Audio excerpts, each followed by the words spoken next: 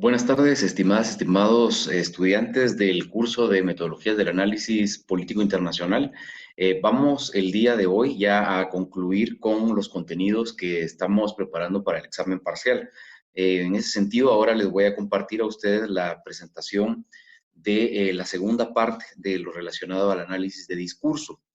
Espero que ustedes puedan ver estos documentos que también están ya puestos en el Classroom y que aparte pues tengan la oportunidad de ver este video que va a ser subido a YouTube para que ustedes puedan observar y ver más o menos cómo pueden ir interpretando la información que existe en esos documentos.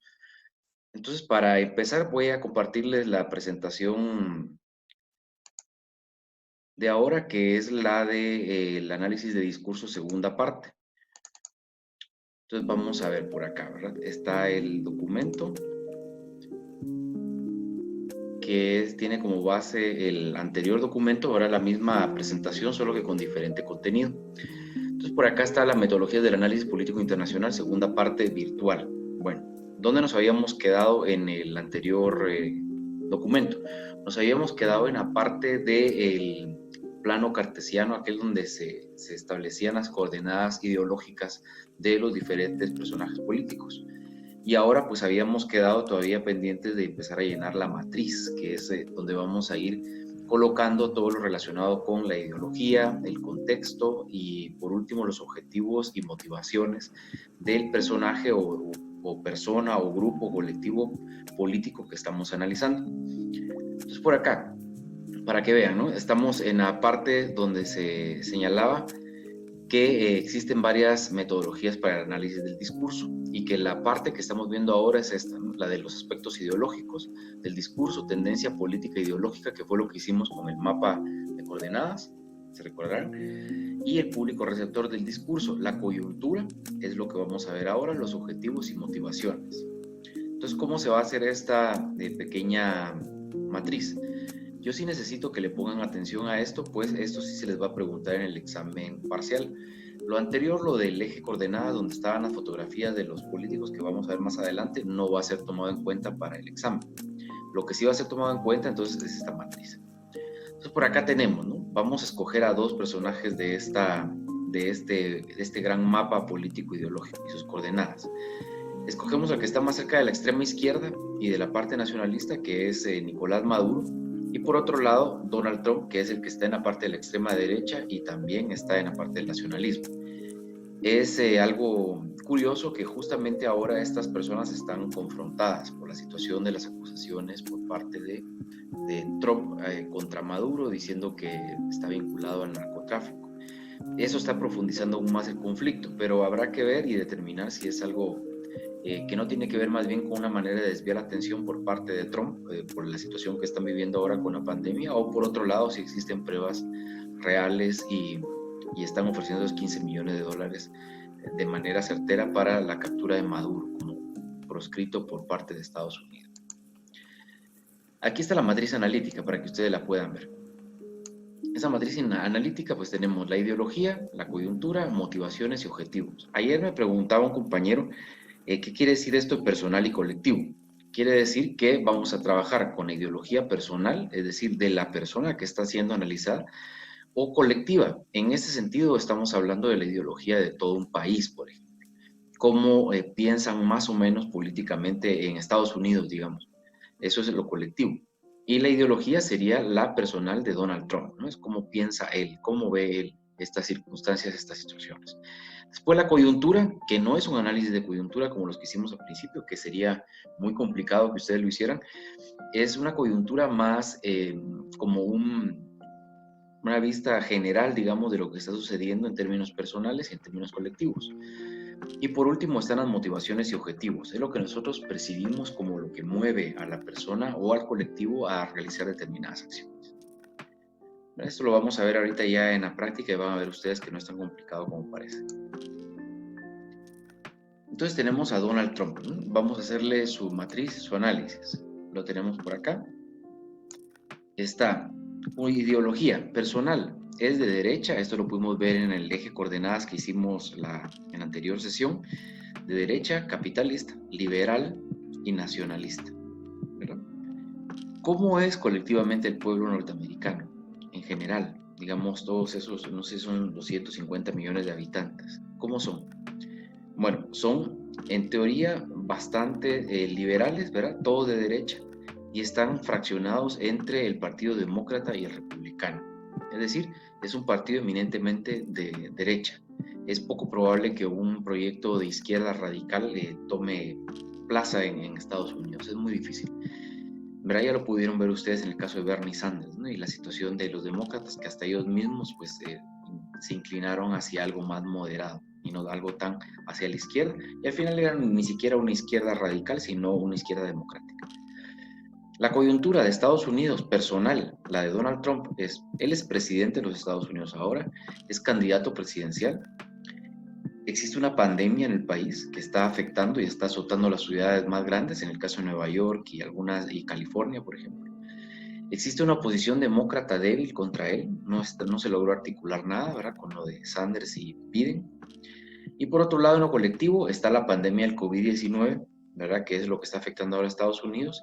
El inicio de una recesión económica a nivel mundial, es algo que ya están determinando todos los entes financieros internacionales. Minorías fraccionadas.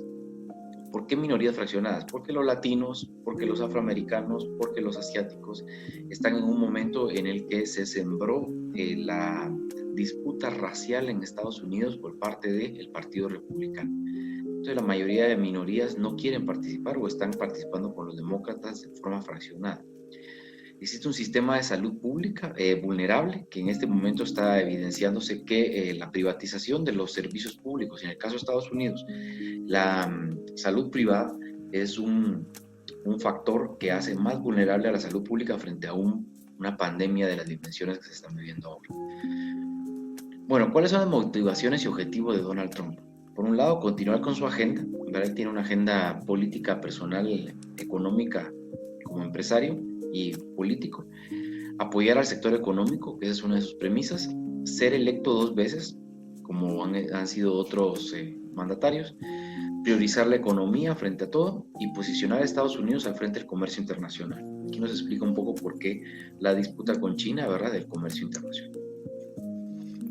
Por otro lado, en términos colectivos, ¿qué quiere el pueblo de Estados Unidos? Primero, mejorar la economía, ¿no? Es lo que casi todo el mundo quiere, mayor empleo y menos paro.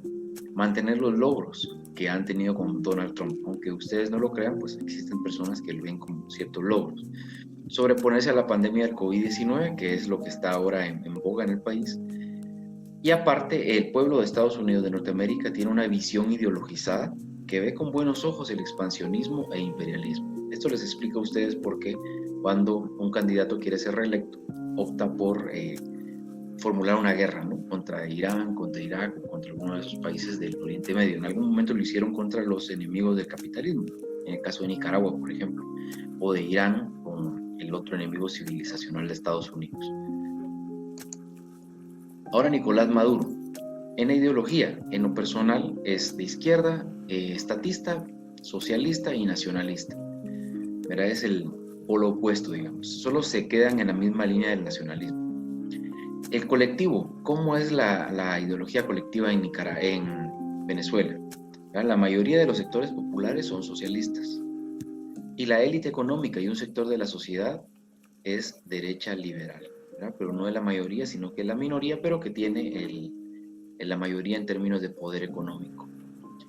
¿Cuál es la coyuntura personal para Nicolás Maduro? Es el sucesor de Hugo Chávez, ¿verdad? Sus elecciones últimas fueron cuestionadas por otro líder autoproclamado presidente, que en este caso Juan Guaidó. A pesar de que tiene la mayoría en el Congreso venezolano, a veces sus políticas no son respaldadas, ¿verdad? No logran las mayorías. Y por otro lado es enemigo internacional de Estados Unidos y ahora señalado de narcotráfico. ¿Cómo está la coyuntura colectiva para Venezuela? Primero, hay una seria crisis económica, ustedes ya habrán escuchado del proceso de migración venezolana hacia toda América Latina, por la ruptura que hay entre el sector productivo y el gobierno. Existe el temor a una invasión por parte de Estados Unidos o de otras fuerzas, ¿verdad? Y aparte existen alianzas internacionales con países que son culturalmente y económicamente opositores de Estados Unidos. Estamos hablando de Rusia, de Nicaragua, estamos hablando de Irán, y otros países que no están en la esfera de acción de Estados Unidos, sino que están en la lógica del socialismo del siglo XXI.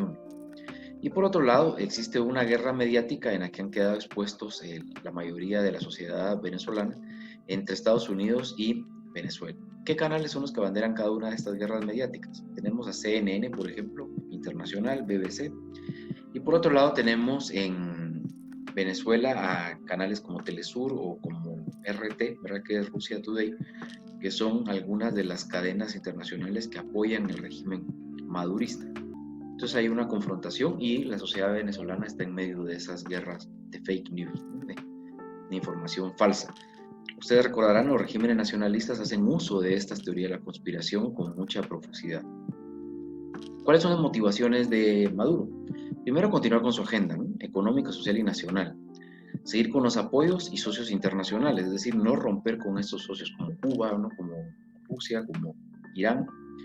Continuar en el poder con el proyecto que abandera él personalmente y que es la continuidad del proyecto de Chávez, ¿verdad? Es el socialismo que ellos fueron formulando en algún momento. ¿Qué es lo que espera el pueblo venezolano? ¿Cuáles son sus motivaciones? Por un lado, algunos sectores ven la posibilidad del proyecto de Maduro, ¿verdad? Ven que se puede concretar algo en sus alianzas, pero otros no lo ven así. Entonces buscan la migración o se transforman en parte de la oposición contra el gobierno venezolano y apoyan la intervención de Estados Unidos. ¿Qué nos queda entonces de todo esto? Nos queda que existen algunas ideologías, coyuntura y motivaciones de términos personales, en términos colectivos también, y este ejercicio ustedes lo van a tener que hacer también en su examen parcial. Ahora les voy a indicar, bueno, esta es la clase de hoy, ¿verdad? Así es, hasta acá llegamos en términos de estos contenidos, y ahora quisiera mostrarles el examen parcial, es decir, quiero leerlo con ustedes para que ustedes también puedan después resolver. Primero, el examen, ¿verdad? Tiene que ser entregado resuelto a más tardar el 14 de abril de 2020 a las 8 de la noche. Es decir, si lo tienen antes, entréguenlo antes. ¿Por qué se está haciendo así? Porque hubo por ahí algunas observaciones por parte de estudiantes que decían que estaban sobresaturados de tareas y también de exámenes. Entonces, en este sentido, hacer un examen que les exija tanto en un periodo muy corto es como también contraproducente, ¿no? Tomando en cuenta que también ustedes acaban de salir del examen corto que tuvimos hace unas semanas. ¿Cómo se puede enviar este examen? 1, subirlo a Google Classroom, que es donde ustedes van a encontrar también este contenido, o 2, enviarlo al correo, a mi correo personal, ¿no? Que es prrangelr@gmail.com. En el examen resuelto deben incluir algunas cosas, ¿verdad? Nombre y número de carnet de la persona que realiza la prueba, por lo menos, ¿verdad? Es necesario que esté eso para saber quién está escribiendo. Vamos ahora con la primera parte, 10 puntos en total, un punto cada caso. Pues aquí vemos, ¿verdad? Tomar en cuenta las instrucciones para llenar la siguiente matriz presentadas en los contenidos del curso. Tienen que llenar una matriz como la que les acabo de mostrar en cada caso. ¿Verdad? En cada uno de los apartados de ideología, coyuntura y objetivos, motivaciones, escribir al menos 3. Por eso cuando me preguntan, por ejemplo, ¿cuántas quiere? ¿Cuántas coyunturas? ¿Cuántas ideologías? ¿Cuántas motivaciones? Por lo menos 3 de cada uno, en la personal y 3 en la colectiva. Entonces vamos con estas personas. Algunos no son tan conocidos, pero también es parte de hacer que ustedes empiecen a vincular con el ámbito internacional y con los personajes internacionales. Está Jovenel Moïse, ¿verdad? Ya van a descubrir ustedes quién es.